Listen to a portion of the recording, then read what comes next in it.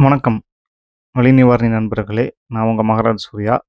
So, இந்த வார OTT review என்னன்னு பார்த்தீங்கன்னா, கருப்பு.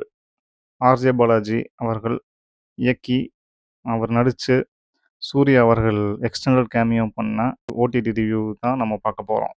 ஸோ, போன வருஷம் அரசியல் களங்கள்லாம் கொஞ்சம் சூடு பிடிக்க ஆரம்பிச்சது. ஸோ ஸோ இன்னைக்கு முதலமைச்சரா இருக்கிற விஜய் அவர்கள் வருவாரு. ஸோ, இந்த பரபரப்பெல்லாம் தொட்டிட்டு இருந்த டைமு. துப்பாக்கிய புடிங்க சிவான்னு சொல்லி அந்த டைம்ல வந்து கையில குடுத்துருப்பாரு சிவகார்த்திகேயன் அவர்களுக்கு துப்பாக்கிய. ஸோ இந்த மாதிரியான விஷயங்கள்லாம் பார்த்துட்டு ஆர்ஜேபி ஒரு கால்குலேஷன் போட்டிருப்பாரு. ஸோ நம்மளும் வந்து இந்த அடுத்த கட்டமா வந்து என்னாச்சு வாழ்க்கையில மூவ் ஆகணும் சினிமால. ஸோ நம்மள வச்சு எவனும் பெரிய படம் பண்ண மாட்டேங்கிறான். ஸோ அதுக்கு என்ன பண்ணலான்னு யோசிச்சுட்டு இருந்த டைம்ல தான் வந்து தலைவன் ஒரு ஜித்து வேலை பண்ணியிருக்காரு. புஸ்ஸுன்னு போய் சூர்யா அவர்கள்ட்ட இந்த கதைய சொல்லி ஓகே பண்ணிட்டாரு. ஸோ ஃபஸ்ட்டு போனது விஜய் அவர்கள்கிட்ட போயிருக்காரு. விஜய் அந்த கதைய ரிஜெக்ட் பண்ணிட்டாரு. அதுக்கப்புறம் பார்த்தீங்கன்னா, தானா சேர்ந்த கூட்டத்தில சூர்யா அவர்களோட நடிச்சிருக்காரு. ஸோ அந்த கதவ தட்டி பார்ப்போம்ன்னு சொல்லி தட்டி பார்த்தாரு. தட்டி பார்த்து கதவு ஓகே ஆயிருச்சு. ஓப்பனும் ஆயிருச்சு. ஸோ இவர முன்னிறுத்தி படம் ஃபுல்லா இவர தூக்கி காமிக்கிறதுக்கு சூர்யா அவர்கள யூஸ் பண்ணிட்டாரு. டைரக்டர் மகேந்திரன் அவரு முள்ளு மலரும் டைரக்டரு. அவர் ஒரு புக் எழுதியிருக்காரு. "என்னை சினிமாவில் விதைத்தவர் எம்ஜிஆர்னா." ஸோ, அந்த புக்கு விக்கணுங்கிறதுக்காக என்ன பண்ணியிருப்பாருன்னா, எம்ஜிஆர வச்சு அந்த புக்ல அவர பத்தி ஃபுல்லா டீட்டெயிலிங் பண்ணியிருப்பாரு பெருசா. ஸோ, அதுக்கு எம்ஜிஆர யூஸ் பண்ணியிருப்பாரு. ஸோ, அந்த மாதிரி இங்க ஆர்ஜேபி வந்து சூர்யா அவர்கள யூஸ் பண்ணிட்டாரு. படம் ஃபுல்லா shorts, Facebook, Insta, WhatsApp, reels எல்லாம் மாதிரி படம் ஃபுல்லா அங்கங்க ட்ராக் காமெடி. இந்த மாரி இருக்கக்கூடிய சூழல்ல, ஃபர்ஸ்ட் ஹாஃப்ல வந்து படம் கொஞ்சம் நல்லாவே ஸ்டார்ட் ஆகி போயிட்டு இருந்தது. ரொம்ப சூப்பரா போயிட்டு இருந்துச்சு.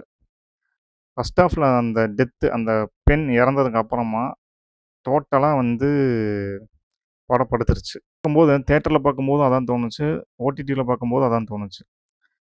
படத்தினுடைய செகண்ட் ஹாஃப் வந்து ஃபர்ஸ்ட் ஹாஃபாவும், ஃபர்ஸ்ட் ஹாஃப் வந்து செகண்ட் ஹாஃபாவும் இருந்திருந்தா, இன்னமும் கொஞ்சம் படம் வந்து ரொம்ப அழுத்தமா இருந்திருக்கும்னு எனக்கு பட்டுச்சு.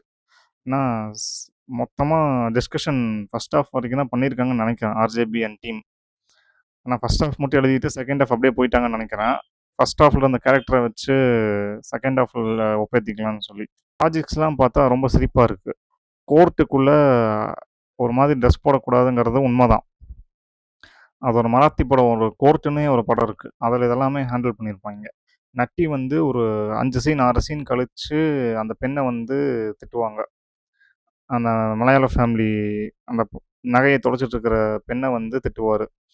"ஏன் இது வந்து இந்த ட்ரெஸ் போட்டு வர ட்ரெஸ் தான் உனக்கு" உடனே அந்த பொண்ணு சிங்கப்பெண்ணே மாரி டயலாக்லாம் பேசுது. "பிரச்சனை என்கிட்ட இல்ல, உங்க கண்லன்னு." இத வந்து ஃபர்ஸ்ட்டே சொல்லியிருக்கணும். ஃபர்ஸ்ட்டே அலோவ் பண்ணியிருக்க கூடாது.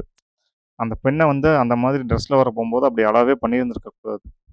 ஸோ மொத்தத்தில அந்த கருப்பு வந்து எப்படின்னு கேட்டீங்கன்னா, விஜய் அவர்கள் இல்லாத இடத்த வந்து அடுத்து யார் பிடிக்க போறாங்கன்னு ஒரு போட்டி இருக்கு. ஸோ அந்த மாதிரி ஆர்ஜேபி அதில வந்து களத்தில குதிக்கிறதுக்காக இந்த வேலைய பண்ணியிருக்காரு. இப்போ படத்தோட டெக்னிக்லாம் பார்த்தீங்கன்னா, கேமரா. அந்த தெறி படத்தில ஒரு கேமரா விஜய் அவர்கள் மகேந்திரன்ட்ட பேச போம்போது சுத்தும். அந்த பொண்ணோட அண்ணனா நான் கூட இருக்கலாம். அந்த அண்ணன் பேரு விஜயகுமாரா இருக்கலான்னு. ஸோ அந்த மாரி கேமரா வந்து ஃபுல்லா சுத்த வச்சிருக்காரு. நெறையா சீன்ஸ்ல. ஸோ எடிட்டிங் ஓரளவுக்கு ஓகேவான ஒரு படம். எங்கெங்க கட் வேணுமோ நல்ல வேள 2 1/2 மணி நேரத்தில படத்த முடிச்சாய்ங்க. அதுக்காகவே சூர்யா அவர்கள் அந்த எடிட்டருக்கு கார்லாம் வாங்கி குடுத்துருக்காங்கன்னு கேள்விப்பட்டேன். ஸோ மியூசிக்லாம் நோ கமெண்ட்ஸ். ஸோ மொத்தமா போர் அடிக்குது.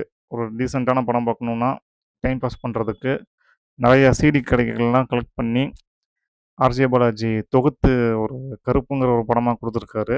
கண்டிப்பா நீங்க பாருங்க. ரொம்ப ஒன் டைம் வாட்சபிள் போர் அடிக்காது.